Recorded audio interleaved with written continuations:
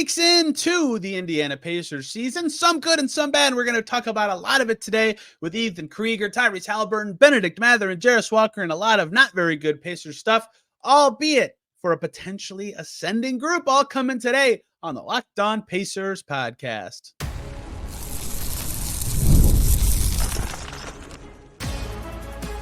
You are Locked On Pacers, your daily Indiana Pacers podcast. Part of the Locked On Podcast Network, your team every day. What up, y'all? Happy Wednesday, and welcome into another edition of the Locked On Pacers podcast, where we, of course, talk about the Indiana Pacers. As always, my name is Tony East. I cover the team for Forbes, and today, so much to discuss in Pacerland. 2 weeks, somehow, into this Pacers season. We got to get some early takeaways going and look ahead using them. Tyrese Haliburton, his play, his drives. Bennedict Mathurin, why he's looked so much better. Where's Jarace Walker fitting in? Turnovers, threes, free throws, all sorts of stuff, good and bad, discussed in great detail with one of the best, Ethan Krieger. Fun discussion about all those things we just said and plenty more with stats, with recent games on the mind. And can the Pacers use this to spring forward in any sort of meaningful way? A potential week coming where they could catch up in the standings a bit, but they've got to actually do it and play well. And we talk about a lot of that today too. Let's just get right to it with Ethan Krieger. This feels impossible to say. It has been 2 weeks of the Pacers season. I swear I just blinked and it started like yesterday. I was in Detroit, right? 2 weeks in to the Pacers season, 3-4. My preseason schedule predictions, I thought they'd be 4-3. That Philly game super looms large as the season has progressed. And yet, some signs of life recently, a good win on Monday, a chance to pick up some wins this week with some winnable games and kind of a quasi-rivalry coming at home. They're buzzing at 3-4. Not really. Lots to discuss. And who better to do it with than the man, the myth, the legend? It's Ethan Krieger, who used to run 8.9 seconds, the greatest website on earth until it wasn't, who used to be a part of the Fieldhouse, the second greatest website on earth until it wasn't, and is now here to talk Pacers again with me. Ethan, how are you? Was that a good description of your resume? Yeah, I think that pretty much covers it, man. I'm doing pretty well. How about you? The era of just passing 8.9 seconds to good people over and over again was so fun. Yeah. We had a pretty good time back then for sure. We clowned a little too hard. And now it's all right. The Pacers, only the Pacers were this good and we were doing that. Now the Pacers are in a strange spot. I just described their situation. I'm curious from your perspective, because I have some stuff I want to talk about today. One being Tyrese Haliburton's specifics about his rim attacks, because I think people have been poorly describing the issue there. And two is Ben Mathurin's ascent. But I would like to lob to you generically first. 2 weeks into the season, Ethan, what to you has stood out about this Pacers team in general compared to last year, or wherever you want to go? Yeah, so I mean, really for me, so far to this point, honestly, this is about where I expected they might kind of be, like 7 games in. 3-4 isn't terrible. It's not great, obviously. But they have had a couple of really big wins so far, taking down Boston, taking down Dallas, and then dropping games that they shouldn't have dropped. But just yeah. I've never seen them do that before. Right. But, just kind of coming off of like the conference finals and everything, figured, a little bit different vibe going into this season. And I didn't expect them to kind of just hit the ground running, just because they haven't really been in this place for a long time. So how do they kind of like adjust to, teams, just having more data to like pour through, like as they're like, prepping to match up with this team and everything like that, I just kind of thought that it would take a little bit of time for them to get settled in, and they've had some tough games to kind of start the season off as well. So I get that some people are kind of panicked about some things. I do think, it's still so soon that I think they just need some time to kind of, get settled still. So I'm not panicking yet. 3-4 is fine. God, no. Yeah. So about what I thought, and hopefully should get better from here as they kind of get settled in. People forget for some reason that they post in-season tournament. Remember, they came back, they beat the Pistons, and then lost 6 out of 7. Like that last year's team that was good had this. Like teams play bad at times. It does happen. And I deleted a tweet. Like I typed the whole drive down, got rid of it. Of just like, I think it's so interesting that we as humans, when someone doesn't do well in sport or in work, we try to like ascribe some why that is beyond maybe the answer is just they played bad. Like, yeah, which I think there can be always a reason, but sometimes for the Pacers this year, I think they've just played bad. They've tried to do what they've wanted to do, and it hasn't worked. Now, if it happens too often, then you say, well, do they need to change what they're doing so they have less opportunity to play bad? And that's what was interesting early in the season is, like, to me, they were playing poorly in the preseason. It's preseason, it doesn't matter. But in my head, I thought, oh, let me try to ascribe a why. If I'm the Pacers, the last time I played with these guys was the conference finals. Like, I don't care about the preseason. I know we're good. I know we could beat lots of good teams. So they would always even say, like, yeah, we're not playing well. You got to figure stuff out. But like, it's preseason. But then when the game started, it's like, well, we just stunk for the only reps we had together. No wonder they didn't look very good. But now I think, really since the Magic game, like if Banchero has 45, they win. And that's even still an absurd game. I think they've looked like the team from last year, the last week or so, which gives me confidence they'll be a little bit better for the next couple of weeks. But we'll actually see how this one ends up shaking out. But sorry, to kind of go off of what you said, I agree that they're not so far from expectations, even though it's kind of felt yucky. That Sixers loss really kind of changed the tenor of where they're at. And maybe there's just no reason why. Maybe they were just playing bad and now are no longer playing bad. Yeah, and I think, too, just like kind of coming off last season, not having Mathurin for like that entire like postseason run and everything, just kind of getting him back into the lineup, and then like losing Jackson, Myles missed a game, Aaron missed a game last night. I mean, just it hasn't been, like the same lineup each night, and they're trying to kind of work a guy back in that is a big piece to this team that just wasn't there for like the main stretch last season. So like there's just going to be some things that come up as they kind of like try to balance out this roster, figure out like the right lineups, rotations, everything like that. So it's still definitely just the part of the season where you're trying to figure out what works best. And I think they've learned a lot in these first like 7 games for sure. Well, hey, it's very easy to figure that out when you only have 9 actual rotation quality players actually healthy and available to play. Turns out those are the best 9 guys to play right now. Well, I like their rotation looked really comfy in Dallas. If they're one injury away right now from being like, oh boy, is it Furphy time? Is it Freeman time? But right now they've got a rotation that makes sense. And I did feel like they were not even experimenting, but like just trying different stuff. I guess that qualifies as experimenting. Experimenting to me would imply that it's like new and it's a lot of the same players, but they were just kind of mixing and matching a lot early in these games to figure out where the juice could come from. All right, I want to talk about 2 players with more detail. The first one is Tyrese Haliburton. Let's start with this. He's obviously not played as good as he did last year to start the season. I'm not saying anything I'm saying to say that he's even close to that level. Here's what I want to talk about specifically, something I brought up yesterday. So he just had a wonderful game against Dallas. He was awesome, 8 for 8 inside the arc, 25 and 12, his best game of the season. And I saw a lot of chatter that was like, oh my gosh, he attacked the rim. Look what happens when he attacks the rim. I don't think that's why he was better. I think that's a part of the equation. Here's why. What I think was different is what he did when he got into the paint. I talked about this after the game, but now I have numbers and data, Ethan, so I can be really annoying with lots of numbers. He, against New Orleans, took 8 shots, and I think 7 of them were threes. He would get in the paint and pass, like tough passes sometimes, and his teammates weren't even finishing those plays. Against Dallas, he'd get in the lane and be like, okay, I can score, or I should look to score. He had a huge shots in the fourth. That mid-ranger put the game away. The and one floater was huge, and obviously layups the whole game.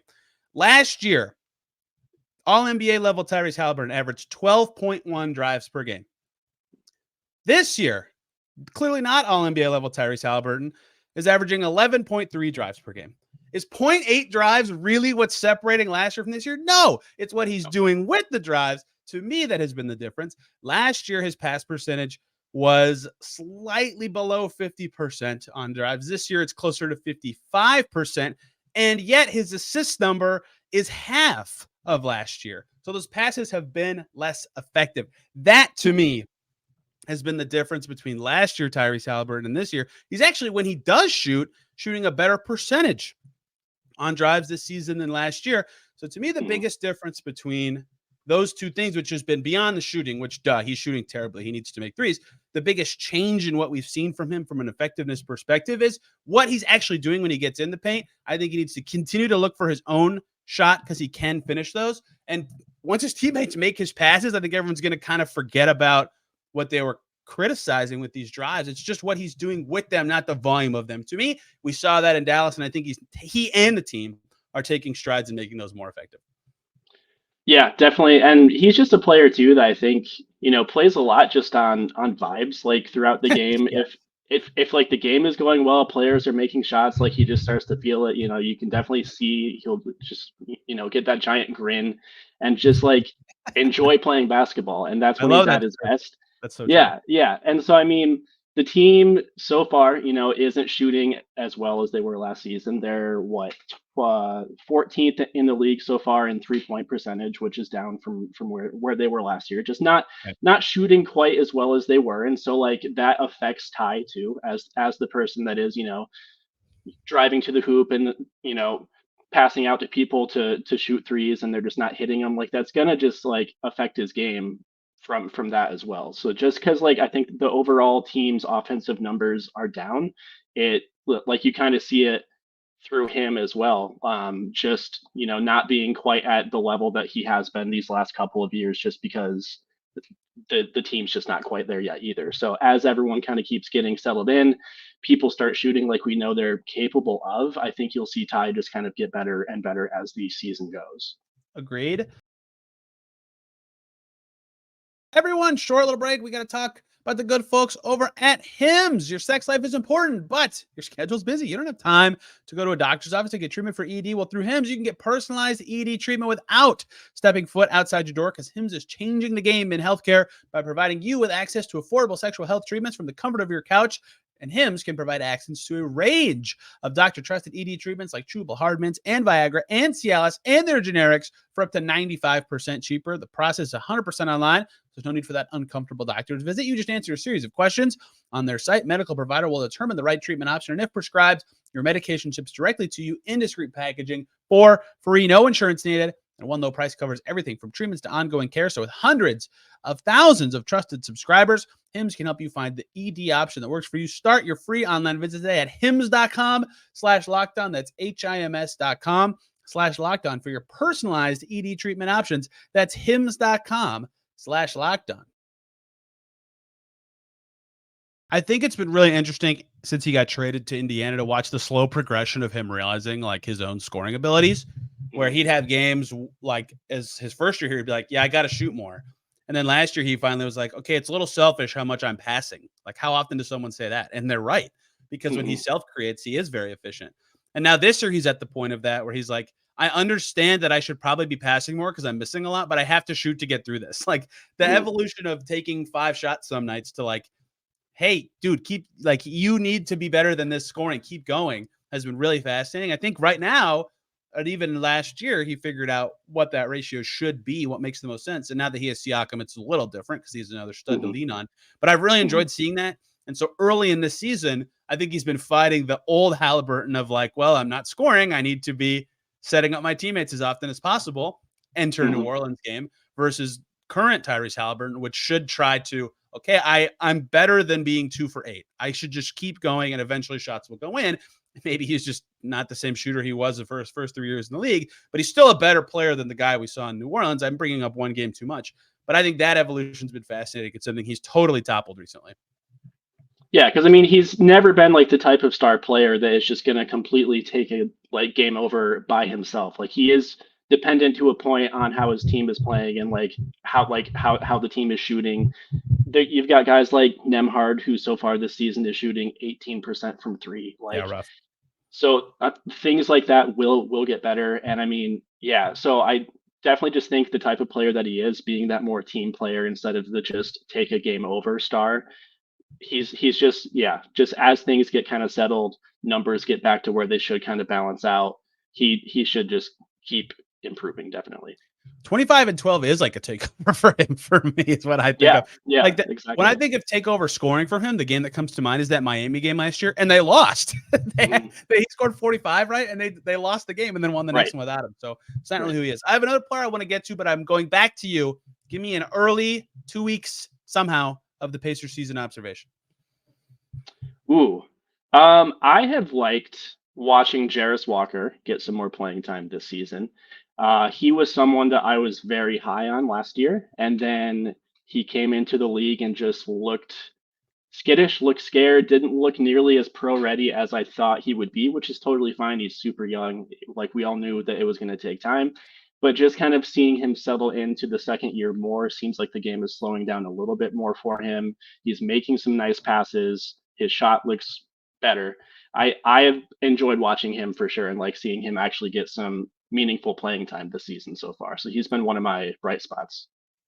Yeah, Rick Carlisle, just when I was waiting to do this, and I should have talked more about this, he defended Luka pretty well Monday night, which was pretty meaningful. I mean, he only played 15 minutes in that game, but any sort of stretch, like that game was within 5 in the final minute. Like any sort of successful stretch mattered. So I didn't feel his offense as much that game, but that was important. And that's what they need him to be, is someone who can have that kind of impact in little pockets here or there, especially now with Nesmith out. The following stats through, let me be clear, 7 games is not very much, but he's only played 4.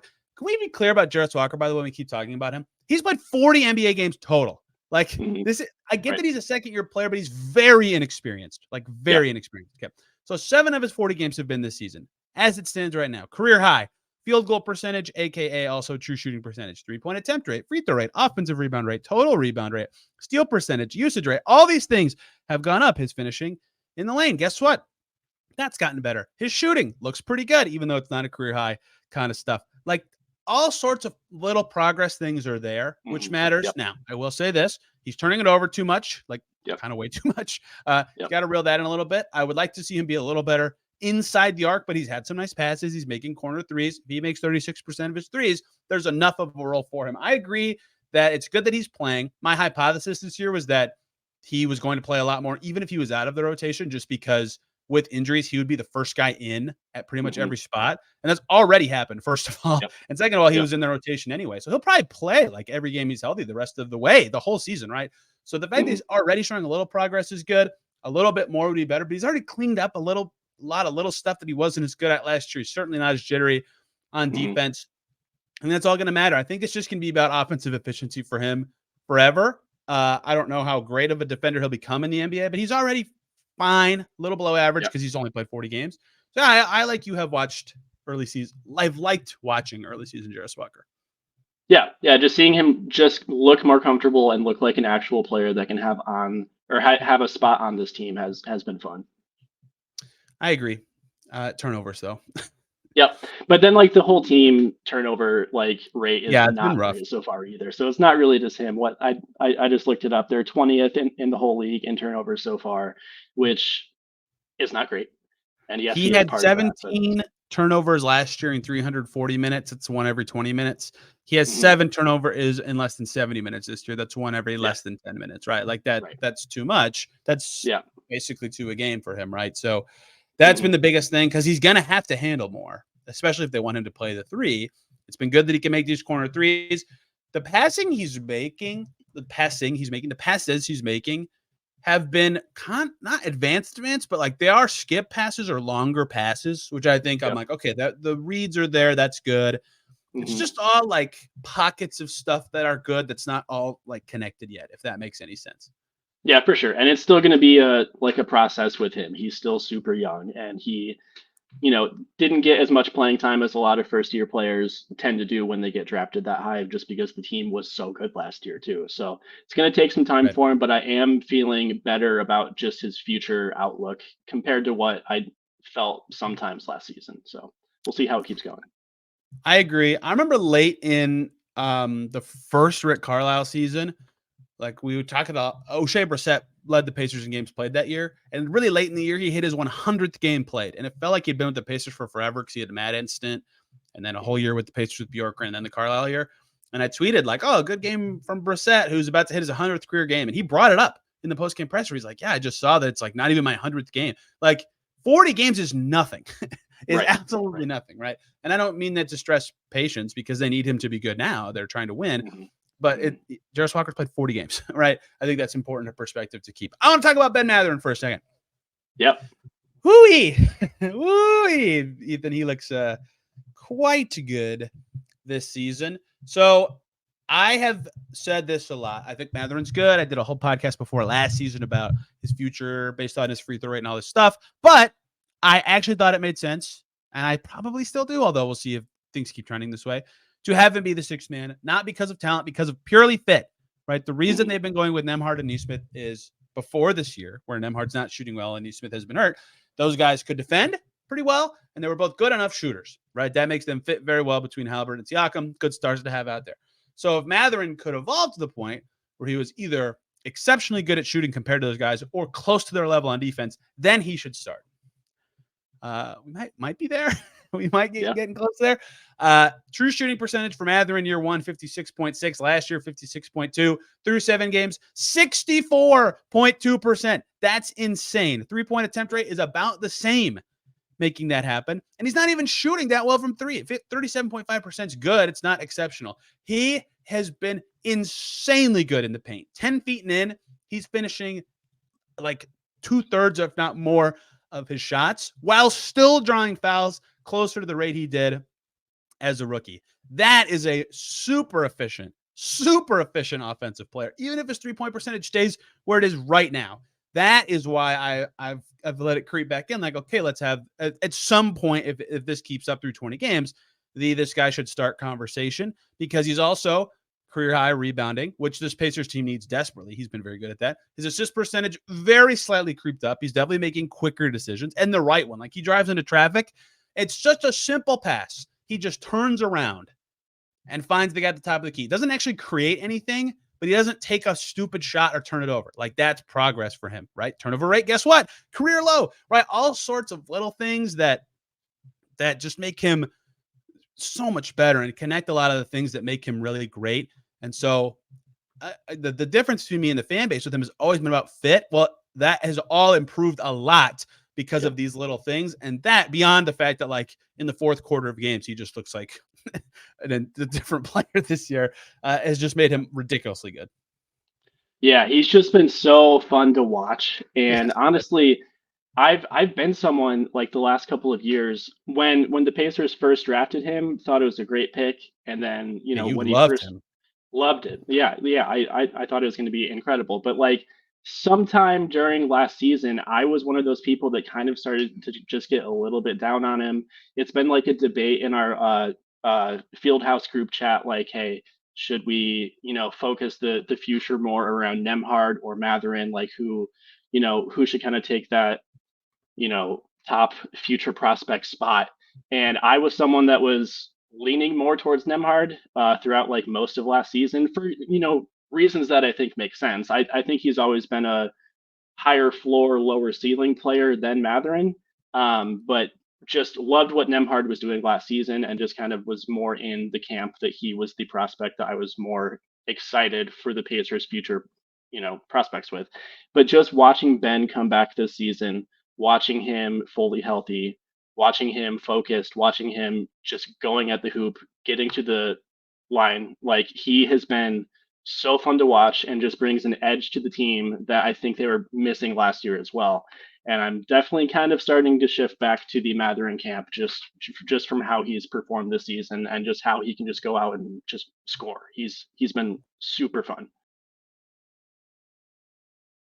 One more break here, guys. We got 2 great groups of people to talk about. First up, the good people over at Bilt. We've all been there with rent, feeling like we're burning cash with those rent checks. It can be super frustrating. I hated walking down the 8 stories of my apartment building to put the rent in a little drop box. Here's the deal. Bilt Rewards has figured out a way to make rent more rewarding. Say goodbye to the money bonfire and hello to a renter's revolution with Bilt, who is breaking ground as a neighborhood rewards program that hooks you up with points on your rent every month. You pay your rent and you watch the Bilt points roll in. Use those points to jet off on a dream vacation, or put your points toward a flight or a hotel stay with 500 plus airlines and 700,000 plus hotels and properties. You can also use your points to book fitness studio classes or redeem them towards future rent payments. They're designed to meet your lifestyle. Pay rent hassle-free through the Bilt Rewards app. Your rent game just got a major upgrade, and Bilt points have been consistently ranked the highest value point currency by the Points Guys and Bankrate. Earn points by paying rent right now when you join Bilt.com/LockedOnNBA. That's join Bilt, JOINBILT.com/LockedOnNBA. Make sure to use our URL so they know we sent you. Join Bilt.com/LockedOnNBA to start earning points with your rent payments today. We also have to talk about Game Time, the best way to get tickets to comedy, theater, sports, whatever events you're going to that are near you. Game Time gets rid of all the crap in that process. They filter out the fluff to only show you incredible deals on great seats with their Game Time Picks feature. No wasting time searching through thousands of tickets. But if you want to do that, you still can and have a great experience with Game Time, because they toggle off all in pricing. So there's no hidden fees at the end. They have seat views, so you know what your view is going to be like when you get there. They have super deals and curated deals and their lowest price guarantee, meaning you'll get credited 110% of the difference. If you find cheaper tickets elsewhere, the absolute best way to know you're getting the best deal and the best tickets to the event you're going to, download the Game Time app, create an account, use the code LOCKDOWNNBA for $20 off your first purchase. Terms apply. Again, create an account and redeem the code LOCKEDONNBA for $20 off. Download Game Time today. What time is it? Game time. So if you knew a player in the NBA was averaging 7.7 points, 2.3 rebounds, and 0.4 assists per game, you'd be like, that's a fine role player, right? That's okay. Mm-hmm. If that player was shooting 69% from the field and 43% from deep, you go, oh, wow, it's a really good role player. That's been Mathurin stats in just fourth quarters this season. Like, awesome. What? Awesome.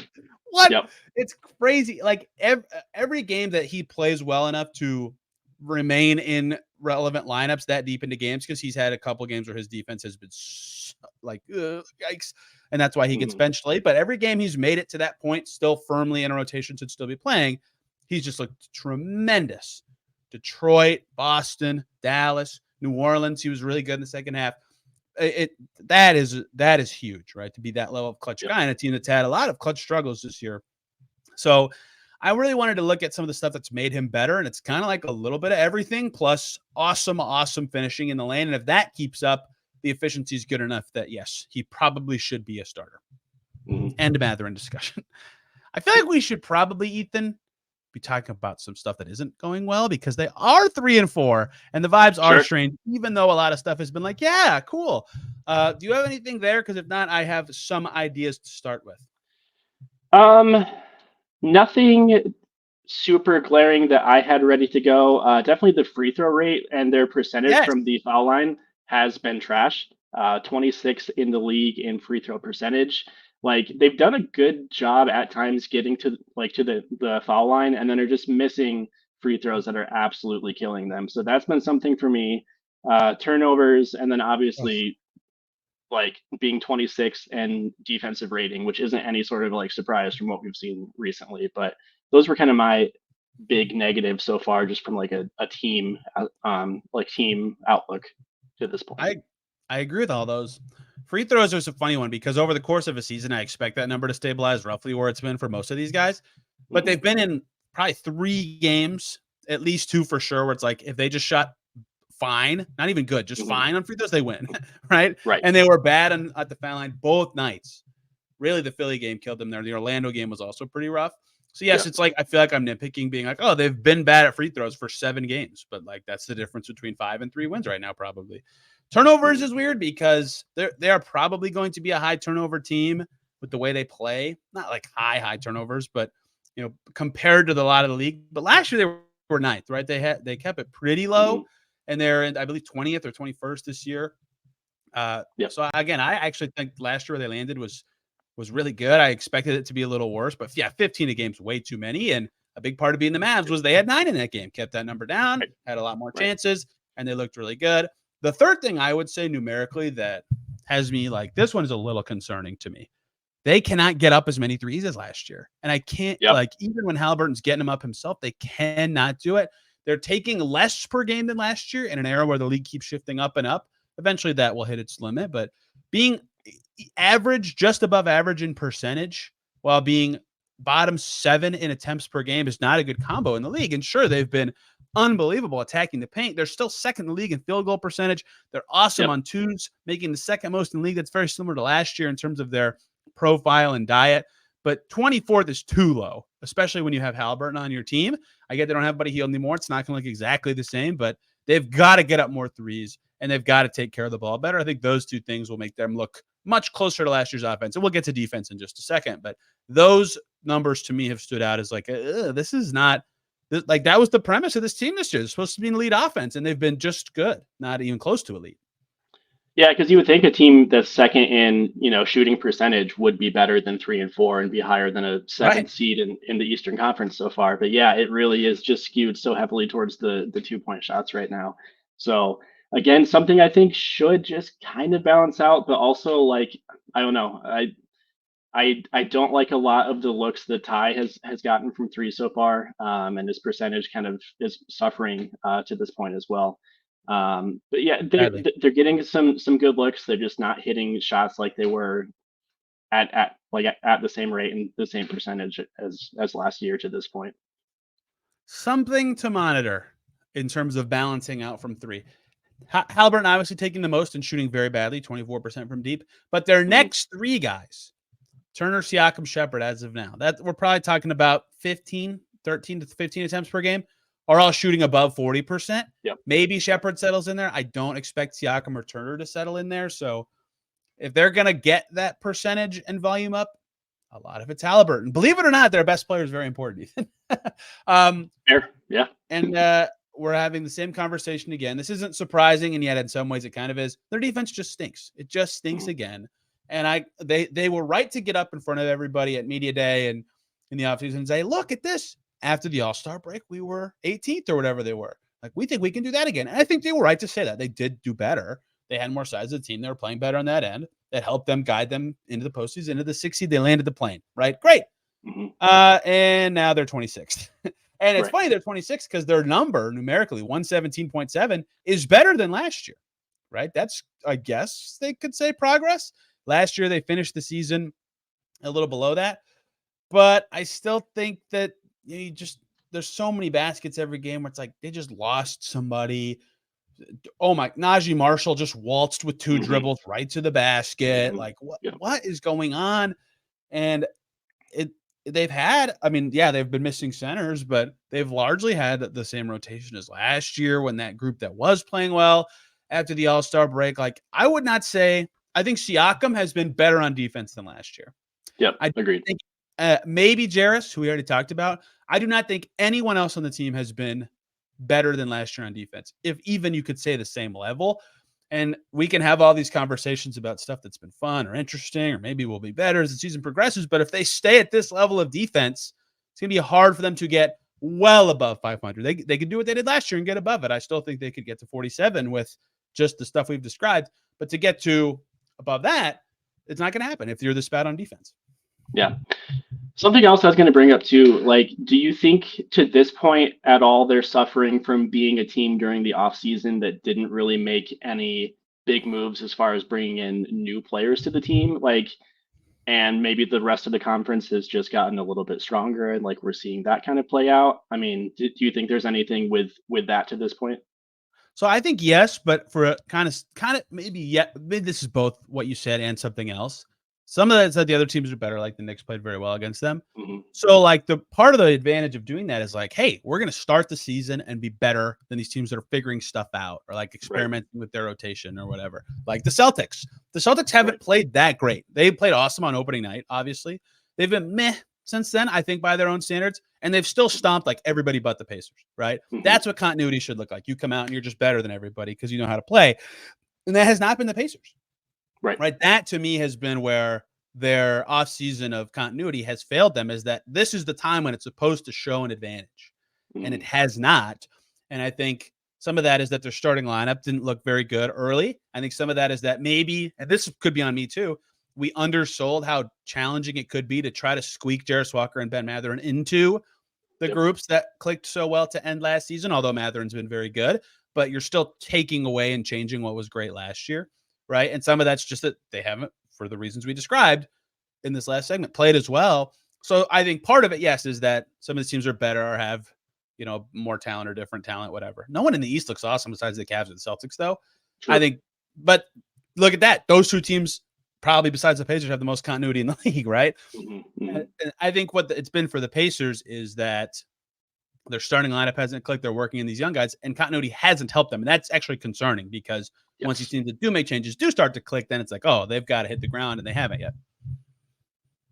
Yeah, for sure. So, and then just like, losing players like Jackson too, like obviously hurts when you only bring up, like when you mostly bring back the entire same roster that you had last year, then you lose, your key backup center. That's obviously going to hurt as well. So, yeah, dude, I still don't think people realize what happened with these Achilles injuries, like how absurdly unlucky this really is. I get that it's reserves and they can figure stuff out. I tweeted this today, like I was trying to look back through history of Achilles injuries and see if I could even find in all 30 teams in the league, could I find a circumstance where 2 times in a 6-game stretch anyone in the league had two players tear their Achilles. I couldn't even find it for the whole league. Nonetheless, the same team and the same position. Same position. Yeah, it's absolutely brutal. It's insane. And they're very lucky. I mean, this sounds like I'm crapping on the guys that got hurt. I'm not. They both showed good stuff. Jackson played awesome this season before he got hurt. In a way, they're lucky it was two guys who were projected to be like 15 minutes or less per game guys this year, so they can still feel the rotation and get by. But that is unbelievable unlucky. Mark Boyle, who's been doing radio for this team for forever and knows their history better than just about anybody, tweeted today the last time he can remember one was Derek McKee, right? Like, that's how rare Achilles injuries are. And they had 2 in 6 games. That could be everything we talk about with their first 2 weeks. It's unbelievable. That could end up shaping their season in a major way too. And we haven't even brought that up yet. It's been such a strange 7 games. Yeah, it really has been. So, I mean, I don't know. I honestly haven't heard like much buzz about what they're going to do for the backup 5 role. Like, do you think they're going to add someone soon just to kind of fill that gap as these two guys kind of try to get healthy? I know Rick said he is hoping that Wiseman might have a chance to come back this season, but obviously, I would, same. It's not, again, I'm not going to say he's wrong. I don't think he's going to go up there and lie like on purpose through his teeth, but the history of the injury does not suggest that is a very likely outcome, especially for a big. If it's going to happen, like the fastest recovery guys are like Kobe and Wes Matthews. They're like 6'5" or less, right? I think they should sign someone like pretty soon. Here's what I've been rattling in my head, and JMV asked me this today, so I have this kind of answer ready to go. Obi just played really well in the second half against Dallas. His first half was not very good, right? If they do add a 5, is it someone they would rather play than have Obi just be the backup 5? Right? That I think will be something. They still need someone because they're a Turner or Obi or Siakam injury from being like, oh crap, like we have nothing for the front court, and like foul trouble will be a thing. Turner will get in foul. He'll have to play more minutes because he's in both centers. He'll get in foul trouble. Someone else could too. So they still need someone, even if they think Obi can be the backup 5. But what I've wondered is, let's just make up a player, right? Whoever you think the best center is, person listening, or you, Ethan, right? Pretend, okay, great, they have Moses Brown now, right? How many games are they going to go, yep, we want Moses Brown to play tonight instead of Obi Toppin as the backup 5? Like that, I think, is kind of what the real discussion should be. The Mavs were without Derek Lively. Daniel Gafford stunk in that game, so they played Najee Marshall at the 5. And we saw Obi play at the 5 a lot, and he could fit in and do well, and his speed really mattered. In the playoffs last year against the Bucks, who behind Brook Lopez were pretty small, they could play Obi at the 5 and get away with it. And they did. They barely played Isaiah Jackson or Jalen Smith. But as soon as they played the Knicks, they're like, yes, we need a backup center. We need Isaiah Jackson to play, right? So I do think there will be a matchup element to this that requires them to have another center. They still desperately need one, but I don't know that they'll even play every game, because if they can get away with Obi at the 5, they should probably just do that, because their rotation in Dallas truly was good and worked. Yeah, and I honestly have enjoyed watching Toppin play the backup 5 when they have kind of rolled with that lineup. I don't know how much they really did it during the season last year, but I can definitely think to some games during the postseason where they just really went small, and put Toppin at that 5 spot, and seemed to work pretty well for the most part. So yeah, I don't hate the idea, but definitely just from a depth perspective or foul trouble or whatever, I do think they should add someone else here shortly. And maybe too, they could. It's very risky to do this, but maybe they just wait 2 weeks and say, hey, maybe if we get into this situation Tony just described of foul trouble or injuries, Enrique Freeman, go get him. And if they're like, okay, he's too short or this doesn't work, then they get a center. Maybe that's what they're okay with, right? They have a 2-way guy who's done good enough stuff. So it's very hard. But already in Detroit, they played Freeman in a game that Jackson was out and Wiseman got hurt, right? So we know there is the need for that player. I think they should probably add someone still, but it's not like they're run, hustle, get to the phones. We can't play another game without they might be okay. But yeah, last year they had Sticks also, and Tice even for the first month and a half. True. They finally need Daniel Tice. It's a little too late. Yeah. So is there anyone out there right now that you like as a best fit? Not really. There's nobody I love. I think my primary thing would be, what do they want, right? Do they want the best shooter? Because that fit has mattered with Toppin and even Turner. Jackson can't really shoot, doesn't really shoot, but it didn't matter. If so, Frank Kaminsky's probably the best option. Do they want a rebounder defender type? That's what I would if I'm making the decision, that's what I'm looking at. Maybe like Omer Yurtseven. That's probably my favorite name, I think. Moses Brown, if they want some vets. JaVale McGee's played for Rick before, although I don't know if that went great. Yeah. Boban's out there. Damian Jones is pretty good-ish. He's out there. It kind of depends what direction they want to go.